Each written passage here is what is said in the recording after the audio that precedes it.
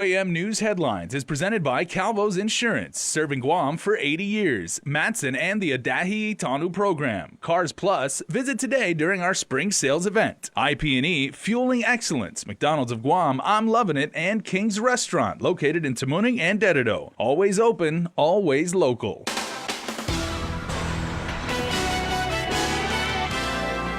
Ahead on primetime, the former LT takes the stand as his gun-grabbing trial comes to a close. Plus, backing her nominee, the governor addresses senators' concerns over her airport board pick, Dan Tidinko, and the attorney general weighs in on legislation to legalize marijuana as the bill heads to session floor. Hafidang, good evening. Guahusinik Delgado. He was not grabbing at it. Former Lieutenant Governor Lt Tenorio testified during day 4 of trial in his gun-grabbing case. The defense resting its case today. Lt Tenorio is called up to the witness stand. I was a lieutenant governor. The governor assigned me to be the overseer of public safety. The island's former public safety czar tells his side. When I see something, I call them on it, and it's not to penalize them or, just kind of sometimes just keep them on their toes. Tenorio still faces reckless conduct and obstructing government function charges for allegedly unholstering GPD Sergeant Carl Cruz's gun at last summer's barbecue block party at Pleasure Island. Tenorio testifying he had 2 to 3 beers that night. It was given to me. How's that worked out? When you're in politics, generally people, especially at a barbecue block party or karaoke, which I go to many times for medical fundraisers, people will give you beer, generally, just out of courtesy, just be nice. Did you become intoxicated? Not at all. Did you become drunk? 0. Okay. And by 0 you mean negative. I did not become drunk. I have not been drunk in a long, long time. The former LT on the stand for more than half an hour before breaking down what happened when he reached for Sergeant Cruz's gun. The firearm, as I observed it, was floating or not seated. It wasn't, you can tell when it's properly, fully seated inside it, versus when it's kind of half. Mm-hmm. And so it looked like it was floating, like it wasn't properly seated. I used my thumb and index finger to lift the lower receiver. The firearm lifted straight out of the holster. As soon as it came out, I was surprised, and then of course Sergeant Cruz immediately turned to the left, on his left elbow. To my left? Yes. Okay. And I'm there. Right. Do I continue to turn around? Yes. I'm facing you? Yes. Okay. So now I've turned around and I'm facing you. Yes. What happens? I said, lifted it up to him like this, said, dude, take this. I said to him, I'm the chair of public safety. Let's try that again. How did that come out? And understandably, he didn't want to. I wanted to know why it is the firearm was able to come out. I'm not literally grabbing at it, I'm gesturing toward it. Tenorio continued to say his goodbyes before coming in contact with Sergeant Cruz again. And went back to Sergeant Cruz and gestured about the firearm and said, can we try it again? Just to see, if he was open to the idea of figuring out why the firearm had come out, because it really came out too easily. He pushed me back to keep me basically from gesturing toward his firearm. All right. And what happened? Yeah. So I took a step back as he pushed me back and said something to the effect of, really gonna go there? He says, yes, I'm gonna go there. So he was angered at that point. So I acknowledged that. And then the last words that were exchanged were between Sergeant Cruz and I, let's not make a big deal of it. And I said, yeah, let's not. And a slightly tense moment during cross-examination with Chief Prosecutor Basil O'Malley. He did not see that you were about to take his firearm, isn't that correct? Yes, sir. I didn't gesture to pull it. I gestured to him asking, let's try it again. It wasn't an attempt to pull the firearm. Well, how is he supposed to know that when you're just gesturing as opposed to trying to grab the firearm? Because I was speaking to Sergeant Cruz face to face, asking him, let's try that again. It wasn't me grabbing toward the firearm. It was pointing, gesturing toward the firearm. But nowhere And we testified that you told him secure your weapon. He had already reholstered it. I didn't need to secure it any further. No, make it safe. Nowhere did you say, make your gun safe, let's try that again. Did you? No, he said he would take care All of it. you kept saying was, I'm public safety chair, I'm your boss basically, let me do that again. Both sides rested their case. Tenorio is back in court Thursday morning. Closing arguments are expected to begin before the jury deliberates to ultimately decide the former LT's fate. Governor Leon Guerrero is standing by her man. The governor remains confident in Airport Board nominee Dan Tedinko and is calling on Oversight Chair Senator Selena Nelson to let the entire committee decide whether to report out the nomination. Nesta Lecanto reports. Senator Nelson on Tuesday wrote to Governor Leon Guerrero advising that she was unilaterally refusing to report out the nomination. She cited concerns over Tedinko's role as Port Board chairman when 7 employees were fired for allegedly conspiring on an illegal workers' compensation payment to a former port marketing manager. But the governor is still very much behind her nominee, whose expertise and talent she says would benefit the airport, something she hopes senators consider. I wish that she would just encourage it through committee, and that also that the committee members read the documents that have been submitted so it becomes very fair and transparent. Tedinko submitted documents chronicling a legal counsel investigation into the alleged cover-up of the $70,000 payment, allegations the employees have denied, and has prompted nearly 7 years of back-and-forth hearings at the Civil Service Commission and the courts. I don't have any comments on that. The Port 7 case is a case that's happening, going down through the, normal judicial process, so I don't have any position or statement. But the governor is urging Senator Nelson to let Tedinko have his own day in court by letting the full committee debate his nomination. Meanwhile, the governor says she met with her embattled nominee. Just wanted to see how he was doing. Very positive. His whole thing is he doesn't feel that what the allegations are correct. And Dan's a resilient person, and he'll do what's best for the community and for the island of Guam. For Guam's News Network, I'm Nestor Lecanto. Well, an 18-year-old high school student is caught with drugs at school. Joshua Mikaelson is charged with possession of a Schedule I controlled substance within a drug-free school zone and possession of a Schedule I controlled substance. Court documents state police responded to a report of confiscated contraband at a local high school. The suspect, along with another student, has been allegedly caught smoking the drug on the campus. The suspect claimed he found a pen that smelled of weed. That's when he admitted to smoking what was inside. Attorney General Levin Camacho's written testimony on Senator Clinton Rigel's adult-use cannabis bill highlights concerns the AG has with legal marijuana. Here's more with Chris Barnett. Attorney General Levin Camacho raising concerns with the potential impacts of legal weed. The AG says we could see an increase in robberies since cash from cannabis sales can't be deposited into banks. But Senator Clinton Rigel countered by saying a federal-level solution that would allow banks to hold cannabis cash is working its way through Congress. The senator adds legal weed states like Colorado and Washington have actually seen decreases in crime. Also concerning Camacho, ethics standards that may prevent lawyers from dealing with medicinal or adult-use weed since cannabis is still illegal to Uncle Sam. Camacho says other jurisdictions have either amended ethics codes or loosely interpreted those codes to allow lawyers the freedom to work with weed-related cases or clients. Camacho says Guam's ethics code for lawyers should also be amended, and that would involve petitioning the Guam Supreme Court, something the AG prefers be done quickly, especially since he has to sign off on a testing lab for medicinal marijuana, which was approved by voters way back in 2014. Do I need to worry as the Attorney General when I sign off on a contract that deals with transactions involving the sale or use of marijuana? Do I jeopardize my professional license? Senator Rigel welcomes Camacho's concerns. He admits they're valid, but he adds they shouldn't send the cannabis bill up in smoke, especially since if passed, it could take a year to fully implement adult-use cannabis. That gives us a lot of time to solve this concern with the attorneys and hopefully by then have the issues with cash-based business solved as well. Camacho's office is not picking a side in the adult-use cannabis debate, and when it comes to addressing concerns with cannabis, Camacho says precedent has been set. And fortunately for us, we have the benefit of all these other jurisdictions who've engaged in this already, and we can learn from them. Guam's News Network, Chris Barnett reports.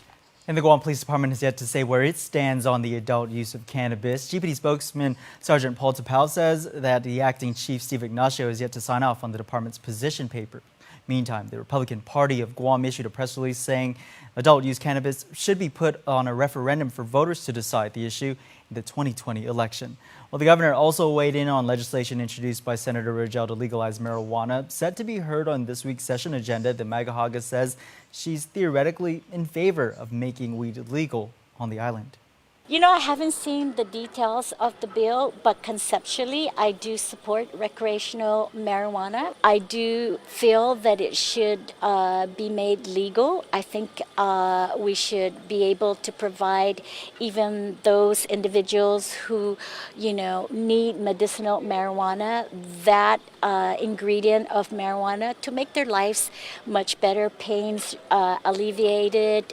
To the naysayers of the bill, she places confidence that senators will adopt strict rules and regulations. I don't think that if it's legalized, everybody's going to be walking down the street smoking marijuana, because the regulations and the controls will be in there, just like you control alcohol use and tobacco use. The governor has yet to indicate if she will sign any bill in recreational marijuana into law. Senators are set to go back into session on Thursday. Well, stick around for more news here on Primetime. You're watching KUAM. There are more ways to experience Guam via KUAM News, giving you what you want, when you want, and how you want it. From smart devices, Alexa, what's in the news? Here's your flash briefing. Over the web, on mobile, on streaming platforms, with immersive, interactive formats, and via social media where it's more than just content, it's conversation. More ways to keep you informed and entertained whenever you want it, wherever you are, on whatever device you're using. A simple handshake. That's all Jake Calvo needed when he started his company. Today, 80 years later, we like to say thank you to all of you who have taken our hand in trust. Thank you to the dreamers. Thank you to the realists. Thank you to the family-oriented. Thank you to the entrepreneurial. Thank you to those climbing the corporate ladder. And to the ones starting a new life together. Thank you to the traditionalists and the edgy. To the young at heart and the old souls. Thank you to the daring, to the protective, to the practical. Thank you to the hopeful. To all of you from all of us, our deepest, happiest, and infinite thanks. 80 years here for you. 80 years thanks to you. Calvo's Insurance, a legacy of trust. The next generation Galaxy has arrived. See it and believe it. The Infinity O display is the most innovative Galaxy screen yet. Capture the wider world. Take stunning photos with a 123-degree field of vision. Use your phone to charge other wireless charging devices. Don't just stand out, stand apart.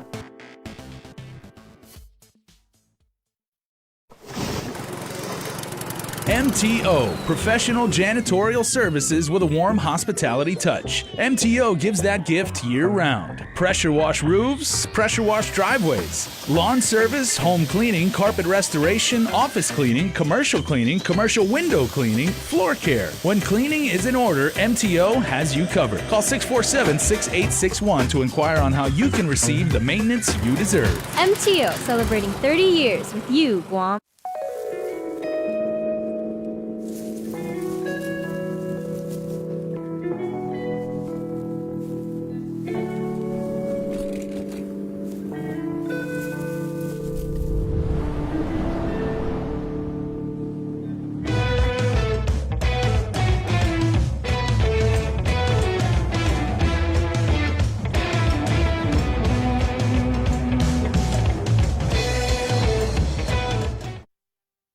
Welcome back. Well, Delegate Mikaelson has co-sponsored two pieces of legislation in the House of Representatives. According to the congressional record, Guam's delegate has thrown his support behind Bills 299 and 1809. H.R. 299 is the Blue Water Navy Vietnam Veterans Act, and it would provide VA benefits to Navy vets who served on Navy vessels. Some have claimed to have been exposed to Agent Orange. The bill comes at an estimated cost of over $1 billion. The measure attempts to offset that cost by calling for the implementation of a new fee for veterans admin home loans. Nicholas also co-sponsored CNMI Rep. Khalili Sablan's H.R. 1809, which amends Wildlife and Sport Fish Acts in an attempt to bring parity to U.S. territories. Well, two nominees for key law enforcement agencies appeared for their confirmation hearings. Samantha Brennan was chosen to head the Corrections Department and Ike Pareto for the Customs and Quarantine Agency. Absent was Police Chief nominee Steve Ignacio. Public Safety Chair Senator Jose Terlahi postponed his hearing indefinitely until he receives additional undisclosed documents. Meanwhile, one of Brennan's top goals is to place more emphasis on a truly correctional facility. I also hope to be able to change the mindset inside and out of our prison. Nearly all of our prisoners will one day return into our community, so I believe we should approach their incarceration with that in mind, giving them the skills, the knowledge, and the confidence in themselves so that they can one day be productive members of our island. For the Customs Agency Director, nominee Pareto fielded questions about drug interdiction, in particular adopting a program similar to the CNMI where customs officers are stationed at the post office to inspect for suspected drugs in the mail. Of course, we have to also understand that the problem that I foresee in this particular program is that we do have a lot of home deliveries in Guam. It's the post office is not only the area where everybody can go and pick up their mail. We have home deliveries that will create a challenge to us in trying to identify whatever parcels that are moving out of the post office. Both nominees drew strong supporting testimony. Well, as we noted, Acting Chief of Police Steve Ignacio's nomination was not on the agenda because the committee is still waiting on more documents. The governor believes he's been doing a good job and that the longtime officer's record speaks for itself. Funding is there. Autopsy is a vital part of any criminal investigation when we're dealing with death investigations. So with the lack of an autopsy at this point and the lack of a medical examiner to do an autopsy. The governor expressed confidence Ignacio would be approved, adding, "I'm pretty sure when he's confirmed, there'll be more good things to come." Well, Senators Lt Tenorio and Clint Rigel going bipartisan on what they say is higher power rate for GPA customers living in condos. The senators following advice the public utilities gave them in public hearing for Bill 37.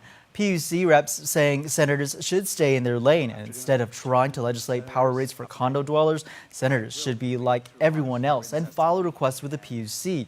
So that's exactly what they did. The senators, along with supporters from the Guam Association of Realtors, filed a request to create a new power rate for condo dwellers. The current one is unfair, according to senators and realtors. We're talking about almost a 50% difference of total rate, including the demand charge, including the rate charge, and that's where that difference can be felt. Senator Tadagui herself, a condo dweller, says they'll allow the PUCs and follow the PUC's advice for now, but she says it's better not to be a stall tactic. And it's still live. Tadagui and Rigel saying they'll renew efforts to push the bill through if their PUC request falls on deaf ears, which is exactly what realtors have been dealing with for years, according to SACDEV.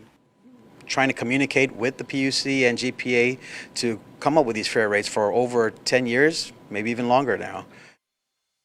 Both Senator Tadagui and SACDEV says it's unfair for condo dwellers to be treated like commercial GPA ratepayers.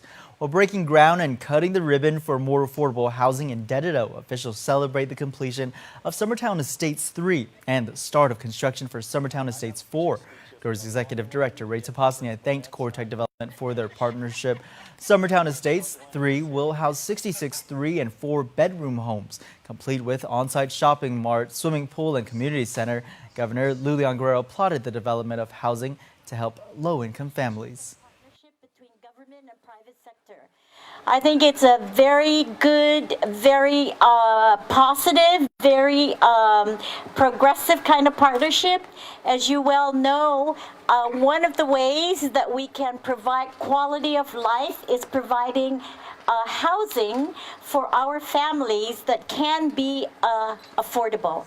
I was driving in and it said $699 a month, and I said, man, I'm moving here. Summertown Estates 4 is expected to add 64 more 3-bedroom units to Lada Avenue in Delegate. So far, nearly 400 affordable housing units are located within the Lada neighborhood. Well, sports is coming up next, but first, here's a look at your island weather.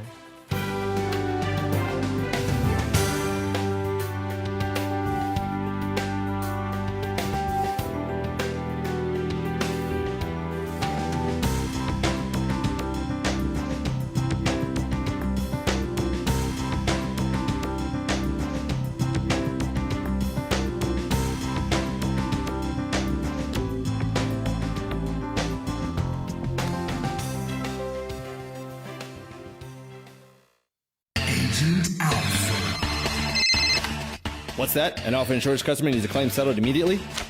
I'm on it. Agent Alpha. In the event of an accident, theft, or breakdown, each of our Alpha Insure agents are trained to go above and beyond. This is my stop. There she is. Target acquired. Agent Alpha. Yes! Looking for a great deal on a new Chrysler, Dodge, Jeep, or Ram? Then get to Cars Plus in Mighty now for our spring sales event. Like a new Jeep Compass Sport, $166 per paycheck. Or a new Chrysler Pacifica LX, $220 per paycheck. Or save $8,500 on a new Ram 1500. How about a new Jeep Wrangler Sport? Only $274 per paycheck. Low 1.99% financing is available on approved credit. Save thousands during our spring sales event going on now at Cars Plus in Mighty. Cars Plus, driven by you. Celebrate the magic of Southern Guam on the Telefofo River at the Valley of the Lati River Festival 4. Celebrating 30 years of river cruising on April 6th and the 7th. Explore the Telefofo River on riverboats. Immerse yourself in cultural performances. Ride a carabao. Ply on traditional canoes. Throw a talaza. Feast on delicious Chamorro food. And enjoy local entertainment all day long. Canoe carvers, artists, farmers, and traditional healers will celebrate with us from 10 a.m. to 5 p.m. Saturday and Sunday. Celebrating 30 years of river cruising is presented by the mayors of Telefofo and Narahan, GVB, Jungle River Cruise, Kloppenberg Enterprises, Foodies, Pepsi, Takagi & Associates, Heineken, Blue Moon, Miller Lite. Please enjoy responsibly. GTA Teleguam, para iprebetso itautauta, and KUAM Communications. Visit valleyofdelati.com or call 789-3342 for info. When disaster strikes, do you know how to respond? Available March. Free disaster response and preparedness training will help you stay safe during natural disaster response. Call or click for more. KUAM Sports is presented by Triple J.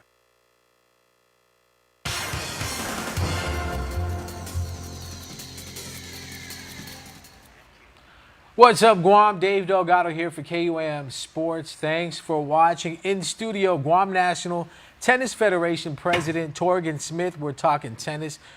And you guys are helping grow the sport on island, starting with the grassroots program where you guys hold clinics and camps for kids as young as 8 years old. Yeah, we want to get more kids playing tennis, and we want to start to get more kids under 12 playing, and so kids 8, even younger, sometimes 6, and we have we've been having a free clinic at the Sheraton. GNTF has a Tennis Academy of Guam do a free hour every Saturday. We have 3 9-week sessions a year. That is a grant from the Australian Open that helps us get kids out there to try it out, and it's free. They don't have to bring any racket or balls or anything. Just come with shorts and a water bottle, and they can try tennis and see if it's something that they might like. And you've seen it grow as far as getting to the high school level with the amount of years that you guys have put into the youth program, larger turnout of student athletes. And I guess, fulfilling part would be the success of the Davis Cup team about a year ago, where Guam won their first ever match.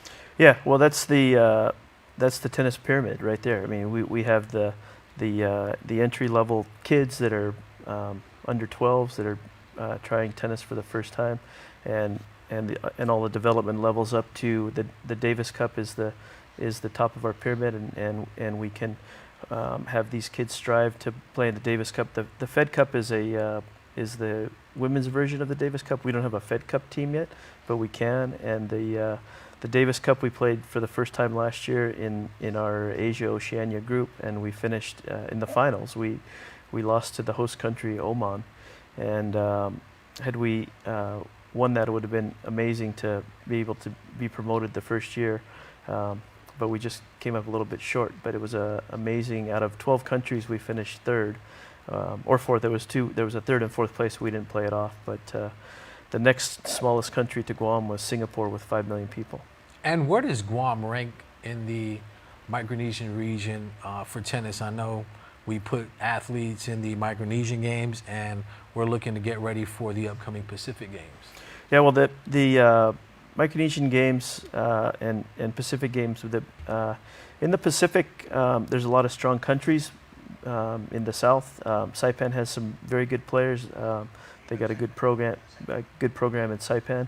But Guam is elevated to what we call Class B nation in the ITF, and that's our choice. And so we're the only Pacific country in all the Pacific. In the OTF region, there's Australia, New Zealand, and 16 Pacific Island nations that play in the Pacific Games, and Guam's the only Class B nation other than Australia and New Zealand. So, in terms of the ITF status, we're elevated the highest.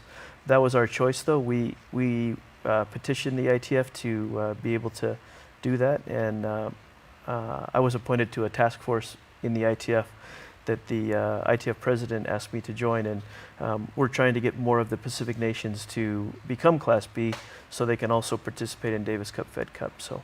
And Guam was treated, you guys had a professional players here doing a tennis exhibition match over at the Hilton. Big turnout, drew a lot of it was amazing. People out there. And talk about the pro players that were part of that exhibition match. Yeah, well, Dominic Herbates came here in 2013 or so with coaching a young player, and he and I became friends, and we've stayed in touch, and he's known about the facility we're trying to build, and he's very much wants to help us. And I asked him how he could help, and he said he could do an exhibition match. And so he got Tommy Haas, who's Dominic Herbates was a top 20 player. He played. He has an amazing career, but he's not as well known as Tommy Haas and Roger Federer and some of these names. And Tommy agreed to come out, and they both came for no fee.